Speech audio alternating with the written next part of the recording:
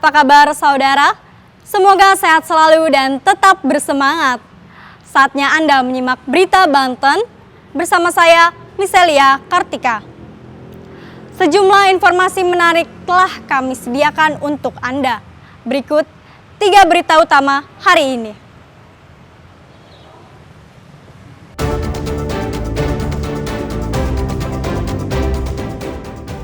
Ada-ada saja, petugas damkar diminta bantuan tagih hutang pinjol.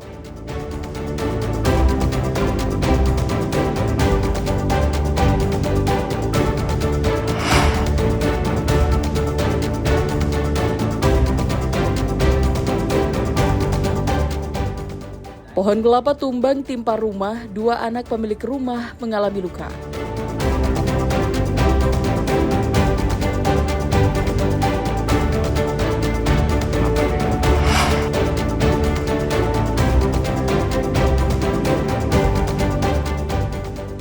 Dikira boneka, warga bantaran Sungai Ciujung temukan mayat bayi tersangkut jaring.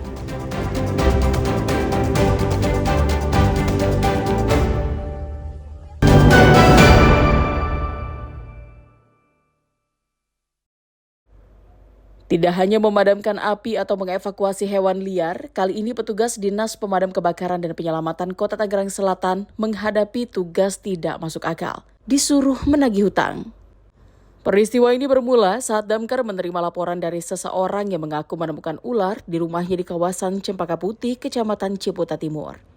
Tanpa curiga, petugas pun langsung merespon dan menuju ke lokasi. Karena menganggap situasi darurat, 3 personil damkar langsung berangkat ke lokasi dengan perlengkapan.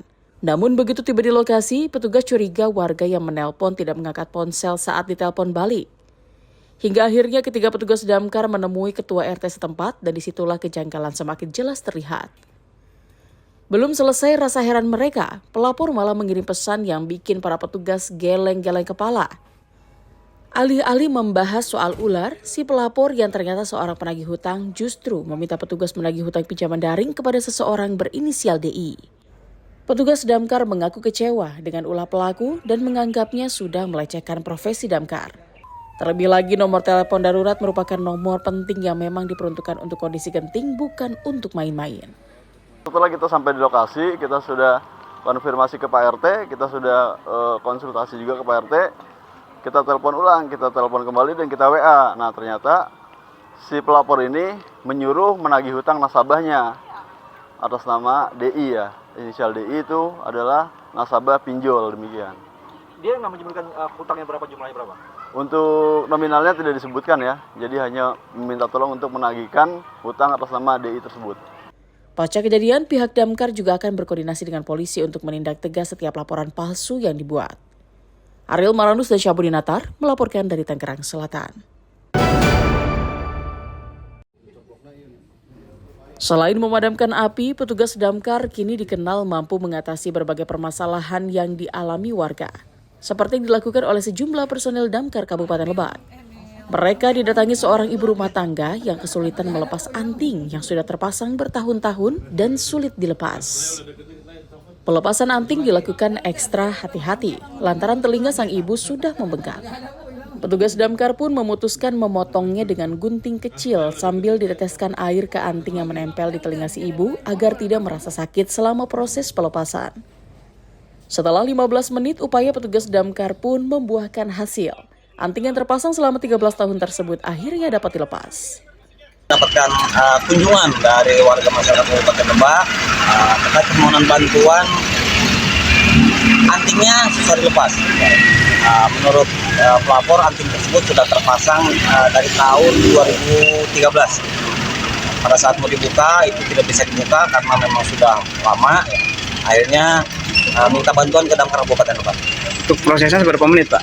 Prosesnya tidak ada kesulitan ya, karena kita langsung potong antingnya, kita serahkan kembali karena itu emas ya, kita serahkan kembali ke pelapor. Selain melepas anting, petugas damkar juga diminta warga untuk membantu mencari kunci sepeda motor yang terjatuh ke kolam di Balong Rancalenta, Rangkas Bitung. Ariel Maranus Dasa Jiwa Pertama melaporkan dari Kabupaten Lebak.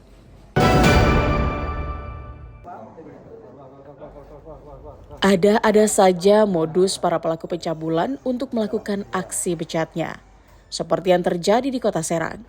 Untuk memperdaya korban, seorang pria berusia 30 tahun mengaku sebagai seorang dukun dan mampu menghapus aura jahat korbannya. Sebelum dilakukan pencabulan, sang dukun memberitahu korban jika korban ditutupi aura jahat yang menyebabkan korban banyak dibenci warga dan dijauhi keluarga hingga sulit mendapatkan rezeki. Pelaku lantas menawarkan membersihkan badan korban dengan syarat ritual. Tawaran itu diterima korban. Sebelumnya pelaku diminta menyiapkan beberapa bumbu dapur untuk ritual pembersihan aura jahat berupa bawang merah, kunyit, dan asam jawa. Setelah syarat lengkap, korban mendatangi kediaman pelaku di Kelurahan Tembong, Kecamatan Cipocok Jaya. Di sana, korban menjalani ritual dengan bimbingan pelaku.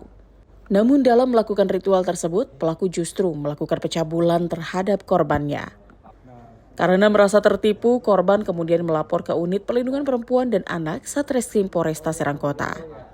Korban terperdaya, ya. Dia membuka seluruh pakaiannya dan si pelaku melampiaskan hasrat birahinya pada korban. Dan setelah sudah dia mengeluarkan hasrat birahinya, dia menyampaikan kepada korbannya bahwa aura kotornya sudah dibuang. Akibat perbuatannya, pelaku akan dijerat dengan Undang-Undang Tindak Pidana Kekerasan Seksual dengan ancaman di atas 5 tahun penjara.